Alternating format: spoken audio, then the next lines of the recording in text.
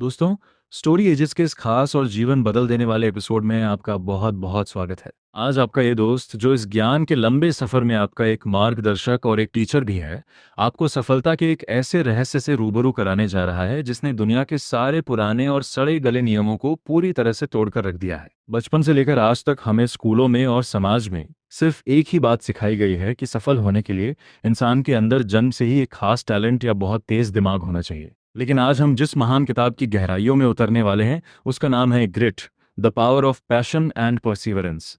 और इसे लिखा है दुनिया की जानी मानी मनोवैज्ञानिक एंजेला डकवर्थ ने। एंजेला ने यह किताब आखिर क्यों लिखी?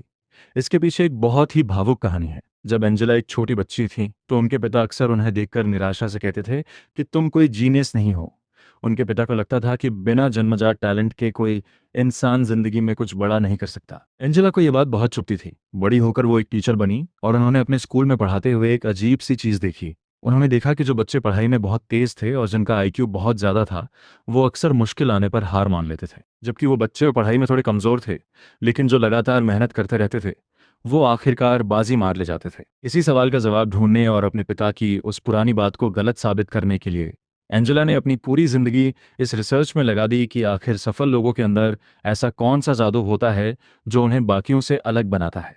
इसी रिसर्च का नाम है ग्रिट। आज स्टोरी एजेस के इस मंच से मैं आपको एक बहुत ही रोमांचक कहानी की तरह इस जादुई किताब के 9 सबसे अहम और रोंगटे खड़े कर देने वाले अध्याय सुनाने जा रहा हूँ, जो आपकी पढ़ाई, आपके करियर और आपके हर बड़े सपने को सच करने का रास्ता हमेशा के लिए बदल देंगे। पहला अध्याय, टैलेंट से ज्यादा मेहनत का जादू और बीस्ट बैरक्स की कहानी। लेखक अपनी किताब की शुरुआत दुनिया की सबसे मुश्किल military training academy West Point की एक सच्ची कहानी से करती हैं। वेस्ट पॉइंट में एडमिशन लेना दुनिया के सबसे तेज दिमाग वाले और सबसे फिट नौजवानों का सपना होता है। वहां जाने वाले हर लड़के और लड़की के स्कूल के नंबर सबसे बेहतरीन होते हैं और वो शारीरिक रूप से भी बहुत मजबूत होते हैं। लेकिन वहां एडमिशन मिलने के बाद एक 7 हफ्तों की ऐसी खूंखार ट्रेनिंग होती है जिसे बीस्ट बैरक्स कहा जाता है। इस ट्रेनिंग में उन्हें कीचड़ में रेंगना पड़ता है, भारी वजन उठाकर मीलों दौड़ना पड़ता है और उन्हें गालियां और ताने सुनने पड़ते हैं। एंजेला ने वहां जाकर एक बहुत ही अजीब चीज देखी। जो नौजवान टेस्ट में सबसे ज्यादा नंबर लेकर आए थे और जो सबसे ज्यादा टैलेंटेड थे, वो उस मुश्किल ट्रेनिंग में कुछ ही दिनों में रोने लगे और उन्होंने बीच में ही हार मानकर अकेडमी छोड़ दी। लेकिन वो साधारण नौजवान, जिनका टैलेंट शायद कम था लेकिन जिनके अंदर हार ना मानने की एक जिद थी, उन्होंने वो पूरी ट्रेनिंग हंसते हंसते पार कर ली। एंजेला ने दुनिया को एक नया फार्मूला दिया। वो कहती हैं कि जब आप अपने टैलेंट में मेहनत मिलाते हैं तो वो आपका हुनर बन जाता है, और जब आप उस हुनर में एक बार फिर से बहुत सारी मेहनत मिलाते हैं तब जाकर आपको असली सफलता मिलती है। यानी टैलेंट सिर्फ एक बार काम आता है, लेकिन आपकी मेहनत हमेशा 2 बार गिनी जाती है। दोस्तों, क्या आपने भी कभी किसी बहुत टैलेंटेड इंसान को अपनी आंखों के सामने सिर्फ इसलिए फेल होते देखा है क्योंकि उसने मेहनत करना छोड़ दिया था? मुझे अभी नीचे कमेंट करके वो कहानी ज़रूर बताएं। मैं स्टोरी एजेस के अपने हर होनहार छात्र का कमेंट गहराई से पढ़ता हूँ। चलिए अब इस सफ़र में आगे बढ़ते हैं। दूसरा अध्याय, आखिर ये ग्रिट है क्या? एक पिता की हार और बेटी की जीत। लेखक बताती हैं कि ग्रिट कोई आसमान से उतरा हुआ जादू नहीं है, बल्कि ये 2 चीज़ों का एक बहुत ही शानदार मिलन है। पहला है आपका जुनून और दूसरा है आपकी निरंतरता, यानी बिना थके लगे रहना। इसे समझाने के लिए वो अपनी खुद की जिंदगी की कहानी सुनाती हैं। सालों की कड़ी रिसर्च के बाद जब एंजेला डकवर्थ ने दुनिया को यह साबित कर दिया कि सफलता टैलेंट से नहीं बल्कि ग्रिट से मिलती है, तो पूरी दुनिया के मनोवैज्ञानिक हैरान रह गए। उनके इस महान काम के लिए उन्हें दुनिया के सबसे बड़े और प्रतिष्ठित पुरस्कारों में से एक मैक आर्थर जीनियस ग्रांट से सम्मानित किया गया। जिस दिन उन्हें यह जीनियस पुरस्कार मिला, उनके मन में सबसे पहला ख्याल अपने पिता का आया, जो उन्हें बचपन में कहते थे कि तुम जीनियस नहीं हो। एंजेला ने साबित कर दिया कि कोई भी इंसान पैदाइशी जीनियस नहीं होता। जब कोई इंसान एक ही काम से पागलों की तरह प्यार करता है और बार बार असफल होने के बाद भी उस काम को सालों तक पूरी जिद के साथ करता रहता है, तो दुनिया एक दिन उस इंसान की मेहनत को देखकर उसे जीनियस का नाम देती है।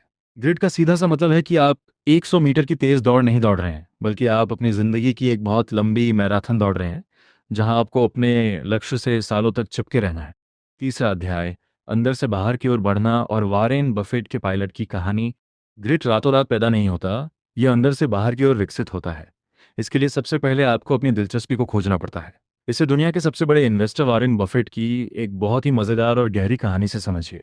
वॉरेन बफेट का एक बहुत ही वफादार पायलट था जिसका नाम माइक था। माइक कई सालों से उनके लिए हवाई जहाज उड़ा रहा था, लेकिन वो अपनी ज़िंदगी से थोड़ा परेशान था। एक दिन बफेट ने उससे कहा कि तुम एक कागज़ पर अपने ज़िंदगी के 25 सबसे बड़े लक्ष्य लिखो जो तुम हासिल करना चाहते हो। माइक ने बहुत सोचकर 25 लक्ष्य लिख दिए। फिर बफेट ने कहा कि अब इनमें से वो 5 लक्ष्य चुनो जो तुम्हारे लिए सांस लेने जितने ज़रूरी हैं। माइक ने बहुत मुश्किल से वो 5 लक्ष्य चुन लिए। अब बफेट ने उससे पूछा कि अब तुम बाकी बचे हुए 20 लक्ष्यों का क्या करोगे? माइक ने कहा कि मैं अपना पूरा ध्यान इन 5 पर लगाऊंगा और जब भी मुझे खाली समय मिलेगा तो मैं उन बचे हुए 20 लक्ष्यों पर भी काम करूंगा। ये सुनकर वॉरेन बफेट बहुत गंभीर हो गए और उन्होंने कहा कि माइक, तुम बिल्कुल गलत हो। जब तक तुम अपने इन 5 सबसे ज़रूरी लक्ष्यों को हासिल नहीं कर लेते, तब तक वो बाकी 20 लक्ष्य तुम्हारी ज़िंदगी के सबसे बड़े दुश्मन हैं। तुम्हें उन 20 लक्ष्यों की तरफ देखना भी नहीं है, क्योंकि वही तुम्हें भटकाएंगे। यही ग्रिड का सबसे बड़ा रहस्य है। हमें अपनी दिलचस्पी के उस एक काम को ढूंढना है और बाकी सारी फालतू चीज़ों को अपनी ज़िंदगी से हमेशा के लिए काट कर फेंक देना है। दोस्तों, अगर आपको ये कहानी और वॉरेन बफेट का ये जादुई नियम पसंद आया हो, तो इस वीडियो को अभी पॉज करें और अपने उन सभी दोस्तों के साथ व्हाट्सएप पर शेयर करें जो एक साथ 10 नावों में पैर रखकर बैठे हैं और अपनी ज़िंदगी में कुछ भी तय नहीं कर पा रहे हैं। उन्हें इस वीडियो की बहुत सख्त ज़रूरत है। चौथा अध्याय, जानबूझकर किया गया कड़ा अभ्यास और स्पेलिंग बी के बच्चों की कहानी। हम अक्सर सोचते हैं कि अगर हम किसी काम को बस रोज़ाना करते रहेंगे तो हम उसमें मास्टर बन जाएंगे। लेकिन एंजेला कहती हैं कि सिर्फ समय बिताना काफ़ी नहीं है, आपको जानबूझकर कड़ा अभ्यास करना होता है। अमेरिका में हर साल एक बहुत ही मशहूर नेशनल स्पेलिंग बी की प्रतियोगिता होती है, जहां छोटे छोटे बच्चे दुनिया के सबसे मुश्किल शब्दों की सही स्पेलिंग बताते हैं। एंजेला ने उन विजेता बच्चों पर गहरी रिसर्च की। उन्होंने देखा कि कुछ बच्चे ऐसे थे जो दिन भर सिर्फ किताबें पढ़ते रहते थे और आसान शब्दों का अभ्यास करते थे। वो बहुत मज़े से पढ़ते थे, लेकिन वो कभी फाइनल नहीं जीत पाते थे। वहीं दूसरी तरफ जो बच्चे विजेता बनते थे, वो अपना सबसे ज़्यादा समय उन शब्दों पर लगाते थे जो उन्हें बिल्कुल नहीं आते थे और जिनमें वो बार बार गलती करते थे। वो घंटों अकेले कमरे में बैठकर डिक्शनरी के सबसे उबाऊ और मुश्किल पन्नों को याद करते थे। उन्हें वो अभ्यास करते हुए बहुत मानसिक दर्द होता था, उन्हें बिल्कुल मज़ा नहीं आता था, लेकिन वो अपने कमज़ोर हिस्सों पे जानबूझकर हथौड़ा मारते रहते थे। जब तक आप अपने अभ्यास के दौरान खुद को दर्द नहीं देते और अपनी कमज़ोरियों से नहीं लड़ते, तब तक आप कभी भी उस काम में महान नहीं बन सकते। 5वां अध्याय, एक बड़े मकसद की ताकत और 3 मज़दूरों की कहानी। आप में से कई लोग अभी स्कूल या कॉलेज में होंगे, शायद अपनी 10वीं या 12वीं की बोर्ड परीक्षाओं की पढ़ाई कर रहे होंगे। आपके मन में भी हमारे एजुकेशन सिस्टम को बदलने या समाज में अपने बलबूते कुछ बड़ा खड़ा करने का एक सपना होगा। ये सपना ही ग्रिड का सबसे बड़ा ईंधन है, जिसे मकसद या पर्पस कहते हैं। एक बहुत ही मशहूर और पुरानी कहानी है। चिलचिलाती धूप में एक इमारत का निर्माण हो रहा था और वहाँ 3 मजदूर ईंटें बिछाने का काम कर रहे थे। पसीने से लथपथ पहले मजदूर से एक आदमी ने पूछा कि तुम क्या कर रहे हो? उसने गुस्से में जवाब दिया कि क्या तुम्हें दिखाई नहीं देता? मैं ईंटें बिछा रहा हूँ और अपनी दिहाड़ी कमा रहा हूँ। दूसरे मजदूर से वही सवाल पूछा गया तो उसने अपने माथे का पसीना पोंछते हुए कहा कि मैं एक बहुत ही शानदार दीवार खड़ी कर रहा हूँ। लेकिन जब तीसरे मजदूर से पूछा गया, जो बहुत मज़े से और मुस्कुराते हुए अपना काम कर रहा था, तो उसने आसमान की तरफ देखकर कहा कि मैं इस शहर का सबसे महान और पवित्र मंदिर बना रहा हूँ। तीनों मजदूर बिल्कुल एक जैसा काम कर रहे थे, लेकिन तीसरे मजदूर के पास एक बहुत बड़ा मकसद था जो खुद से भी बड़ा था। जब हम कोई काम सिर्फ अपने लिए या पैसे के लिए करते हैं, तो मुश्किल आने पर हम जल्दी हार मान लेते हैं। लेकिन जब हमारा सपना समाज के लिए या किसी बड़े बदलाव के लिए होता है, तो कोई भी मुश्किल हमें कभी तोड़ नहीं सकती। दोस्तों, क्या आपके पास भी अपनी ज़िंदगी या अपनी पढ़ाई को लेकर कोई ऐसा ही बड़ा मकसद है, जो आपको सुबह बिस्तर से उठने पर मजबूर कर देता है? अपना वो सपना मुझे कमेंट बॉक्स में बेझिझक लिखकर बताएं। मैं स्टोरी एजेस पर आपके उस बड़े सपने को ज़रूर पढ़ना चाहूँगा। 6वां अध्याय, एक मुश्किल काम का नियम और एंजेला के परिवार की कहानी। ग्रिड सिर्फ अपने अंदर नहीं, बल्कि अपने परिवार और बच्चों के अंदर भी पैदा करना पड़ता है। लेखक अपनी किताब में बताती हैं कि उनके पूरे परिवार में एक बहुत ही सख्त नियम चलता है, जिसे वो एक मुश्किल काम का नियम कहती हैं। एंजेला की 2 बेटियां हैं और घर का नियम यह है कि परिवार के हर सदस्य को जिंदगी में कोई न कोई एक ऐसा काम जरूर करना होगा जो बहुत मुश्किल हो और जिसमें रोजाना अभ्यास की जरूरत हो। एंजेला की एक बेटी ने बैले डांस चुना और दूसरी ने पियानो बजाना सीखा। इस नियम की सबसे अहम शर्त यह है कि आप उस काम को किसी खराब दिन या किसी गुस्से वाले दिन बीच में नहीं छोड़ सकते। अगर एक दिन टीचर ने आपको डांट दिया या आपसे डांस का कोई स्टेप नहीं हुआ, तो आप रोते हुए घर आकर ये नहीं कह सकते कि मैं आज से डांस क्लास नहीं जाऊंगी। आपको वो सीजन या वो साल पूरा करना ही होगा। जब उसका समय पूरा हो जाए, तब आप सोच समझकर उस काम को छोड़कर कोई नया मुश्किल काम शुरू कर सकते हैं। लेकिन आप कभी भी किसी भावना में बहकर या किसी मामूली सी मुश्किल के डर से मैदान नहीं छोड़ सकते। यह नियम बच्चों को बचपन से ही यह सिखाता है कि मुश्किलें आने पर भागना नहीं है, बल्कि उनका सामना करना है। 7वां अध्याय, ग्रिट का कल्चर और फिनलैंड के लोगों का जादुई रहस्य। अगर आप खुद को एक मजबूत इंसान बनाना चाहते हैं, तो आपको बस उन लोगों के बीच जाकर रहना शुरू कर देना चाहिए जो आपसे भी ज़्यादा मजबूत और जुनूनी है। इसे ग्रिट का कल्चर कहते हैं।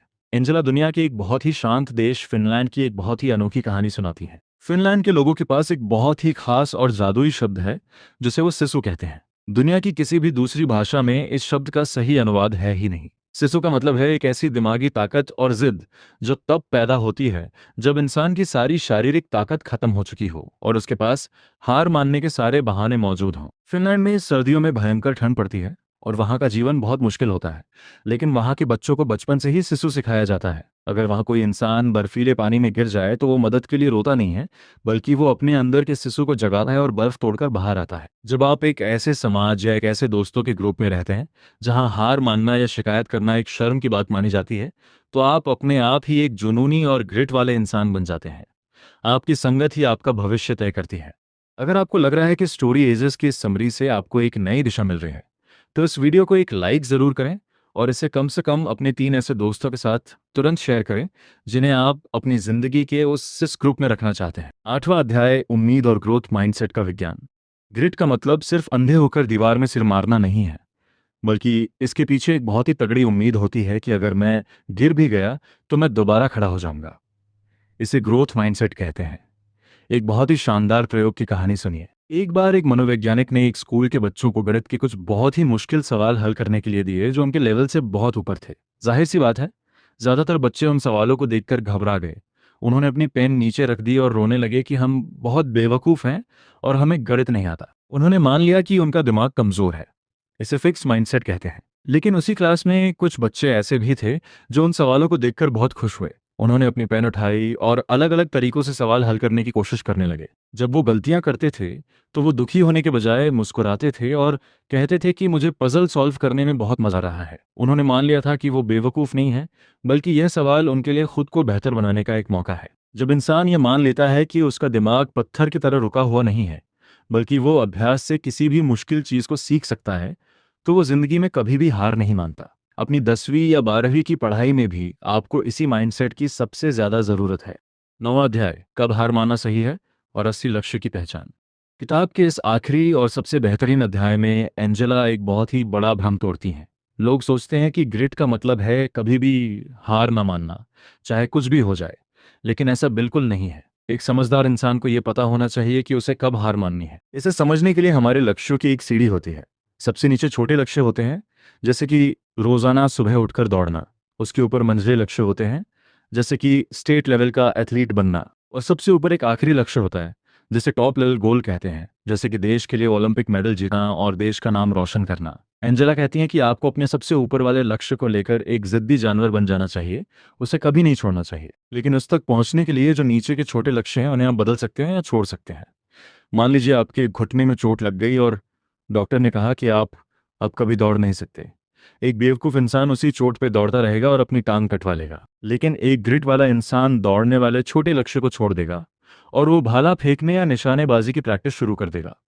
उसने अपना नीचे का रास्ता बदल लिया, लेकिन उसका सबसे ऊपर का लक्ष्य, देश के लिए मेडल जीतना, आज भी वही है। अपने सपनों तक पहुंचने के रास्ते बदलिए, लेकिन अपने सबसे बड़े सपने को कभी मत बदलिए। दोस्तों, एंजेला डकवर्थ की यह महान और इतिहास बदलने वाली किताब ग्रिट हमें एक बहुत ही शक्तिशाली और जीवन भर याद रखने वाला कड़वा सच सिखाती है। ये हमें यह भरोसा दिलाती है कि अगर हम बचपन से बहुत ज़्यादा टैलेंटेड नहीं हैं, अगर हमारे स्कूल में बहुत अच्छे नंबर नहीं आते हैं, या अगर दुनिया हमें साधारण मानती है, तब भी हम दुनिया जीत सकते हैं। हमें बस अपने अंदर उस आग को ढूंढना है जो कभी बुझती नहीं है। हमें अपने कमज़ोर हिस्सों पर जानबूझकर हथौड़ा मारना है और हमें एक ऐसा बड़ा मकसद ढूंढना है जो हमें कभी रुकने न दे। मुझे पूरी उम्मीद है कि स्टोरी एजेस के मंच पर सुनाई गई ये बेहद गहरी, लंबी और प्रेरणा से भरी समरी आपको बहुत ही ज़्यादा पसंद आई होगी और आपको अपने सपनों और अपने करियर की उलझन को सुलझाने का एक बिल्कुल नया रास्ता मिला होगा। आपको इन 9 अध्यायों में से कौन सी कहानी या कौन सा अध्याय अपने दिल के सबसे करीब लगा? मुझे नीचे कमेंट करके अपनी कीमती राय ज़रूर दें, क्योंकि आपके कमेंट्स ही मेरे लिए सबसे बड़ा मोटिवेशन है। अगर आप स्टोरी एजेस के इस चैनल पे पहली बार आए हैं या हमारे परिवार में नए हैं, तो दुनिया की ऐसी ही जीवन बदल देने वाली शानदार और रहस्यमय किताबों की समरी हमेशा अपनी आसान भाषा में सुनते रहने के लिए हमारे इस चैनल स्टोरी एजेस को भी सब्सक्राइब करें और उस नोटिफिकेशन वाले बेल आइकॉन को भी ज़रूर दबाएं, ताकि कोई भी नया और ज्ञानवर्धक वीडियो आपसे मिस न हो। इस मेहनत से बनाए गए वीडियो को एक लाइक ज़रूर करें और अपने सभी दोस्तों, अपने क्लासमेट्स और पूरे परिवार के साथ इसे फेसबुक और व्हाट्सएप पर शेयर करें, ताकि वो भी सफलता के इस जादुई रहस्य को समझ सकें और अपनी ज़िंदगी में आगे बढ़ सकें। अपना और अपनी पढ़ाई का बहुत ख्याल रखें। स्टोरी एजेस पर आपसे मुलाकात होगी बहुत ही जल्द एक और नई रोमांचक और शानदार कहानी के साथ।